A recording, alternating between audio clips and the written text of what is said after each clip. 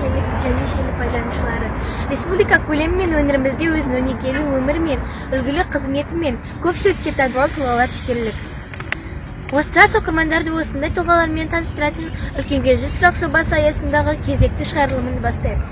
Бүгінгі қонағымыз әрдайым өзінің өнерімен өлкемізді жырға бөлеген Кенен Әзірбаев атындағы Жамбыл облыстық филармониясының қазақ оркестрінің әртісі, күйші композитор Басқараев Дидар мырза. Саламатсыз ба? Сау болыңыз. Үлкенге 100 сұрақ жобасы аясында көргеніме қуаныштымын. Енді сол домбыраны неше жастан бастап ұстауды, тартуды үйрендіңіз? Қолыма сол алғаш 13 жасымда ұстаған екенмін. 13 жасымда ұстадым. Бала кезіңізде енді мінезіңіз қандай болды, немесе қызық болдыңыз ба? Бала кезде өте қызық болдық. Көшенің бірінші адаманы болдым енді. Бала кезде. Енді отбасыңызда домбыра тартатын адам бар ма, немесе тек қана сізсіз ба? Жоқ, енді әкем айтыскер ақын ғой, әкем. Айтыскер ақын, ол кісінің енді мамандығы мұғалім. Бірақ енді соның өзінде ол кісі жаңағындай ақын арасына қатысады.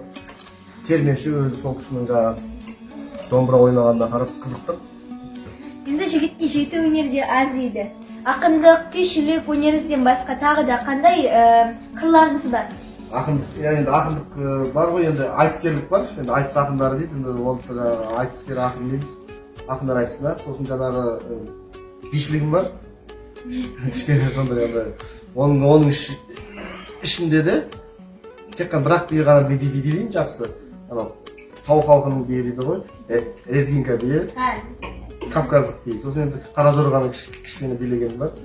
Қатысқаным бар енді биге. Кітап оқығанды жақсы көресіз бе? Енді шын айтқанда әңгімен ашық, енді сол айтысқа қатысатын алдында кішкене бір қарайтынымыз бар кейде. Енді қазір әлеуметтік желідегі жақсы болды ғой өзі. Кітапты осыдан енді біраз қол үзіп қалдық. Соңғы оқыған кітабыңызды есіңізде ме, ол қандай?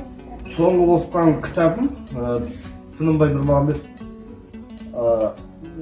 жазушы ағамыздың қателеспесем Шатақ деген шығармасы болу керек. Сұхбатыңызға рахмет, Дидар ағай.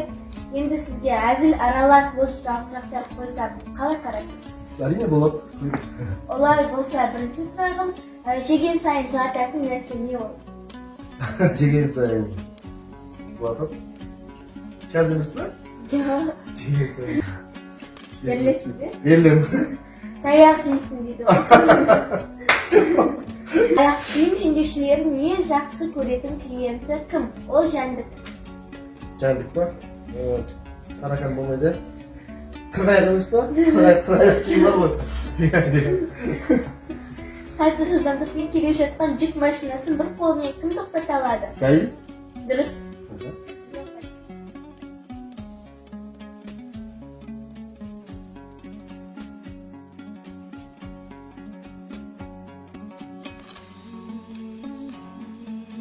Рахмет сізге, Дидар ағай, сұхбатқа келгеніңіз үшін, өзіңіз уақытыңызды бөліп сұхбатқа келгеніңіз үшін. Енді өзіңіздің қонақ кәдені домбыраңызды тартатыныңызды білеміз, өзіңіздің жүрегіңізден шыққан өлеңді айтып берсеңіз. Тәтті қылық байқалып, ғажап шырын, озат елім бүгінде, азат күнін, өзге ұлттың ұл қыздары үйренуде, кең қойып өз тілімен қазақ тілін желбіреп тұр көк байрағы алашымның, кем көрмекші қай қазақтың, баласың кім, арманымды тұр бүгін асқақтатып, аяулы асыл тілі анашымның деген. Білген оған өлеңім өзімді ғой енді.